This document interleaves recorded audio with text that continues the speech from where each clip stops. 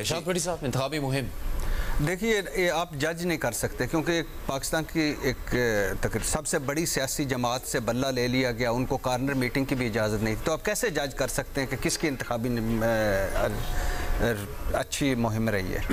ये एक को उम्मीद थी कि मैं नहीं आना है, साड़ी गल हो गई है, दूजे बाकी सारे थे साड़ी बस हो गई है। तो ना कप्तान, ना टीम, ना बल्ला, ना बल्लेबाज, ना प्लेइंग फील्ड, तो कैसे आप कह सकते हैं। इन्होंने मुसीबत ये थी कि जिनके पास कप्तान था उनके पास टीम नहीं थी, जिनके पास टीम थी उनके पास कप्तान नहीं था, जिनके पास माहौल था उनके वो इस योग्य नहीं थे कि माहौल बना सकते, जिनके पास माहौल बनाने वाले थे वो इस योग्य नहीं थे कि माहौल बनाने के लिए आ सकते। तो ये तो एक अजीबो गरीब इलेक्शन है इस मुल्क का, जिसमें आपने हाथ पांव बांध के तो आपने कहा है कि तू भी भाग, बल्कि उसको कहा ना ही भाग। तो अब दो जमातें थी और वो लगी रही आपस में, कहीं कहीं जलसियाँ, कहीं जलसा, कहीं जलसियाँ, कहीं जलसा। उनको ही देख के आज भी आप अगर गली मोहल्लों में चले जाएं तो लोग पूछते हैं कि इलेक्शन हो रहे हैं। तो इस मुल्क में अभी ताज़ा दो मरतबा आइन टूटा, दो सूबों के इलेक्शन नहीं हुए, उसके बाद मरकज़ के इलेक्शन नहीं हुए, उसके बाद सुप्रीम कोर्ट तमाशा बनी, उसके बाद आइन तमाशा बना, पार्लियामेंट तमाशा बनी, उसके बाद आपकी जो जमहूरियत तमाशा बनी, वोट की इज़्ज़त तमाशा बनी।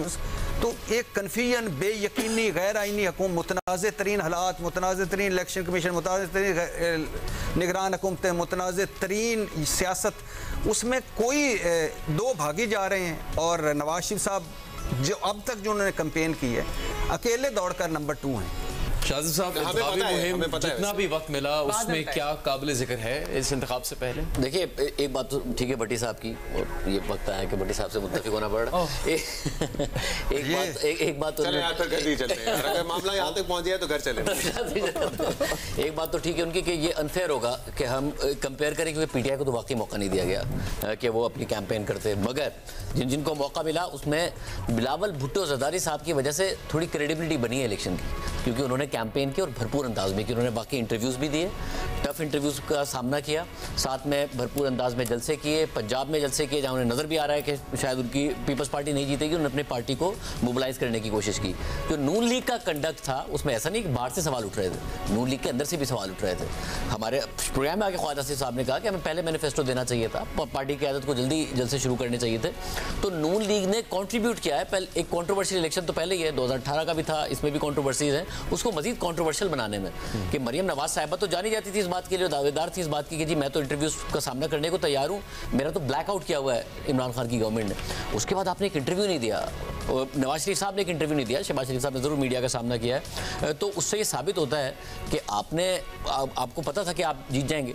हालांकि 2018 के इलेक्शन से पहले इमरान खान के लिए भरपूर प्री पोल रिगिंग की जा रही थी, मगर खान साहब हर मीडिया इंटरव्यू में आपको नजर आते थे, भरपूर जलसे करते नजर आते थे, भरपूर कैंपेन करते नजर आते थे, सोशल मीडिया पे भरपूर कैंपेन करते नजर आते थे।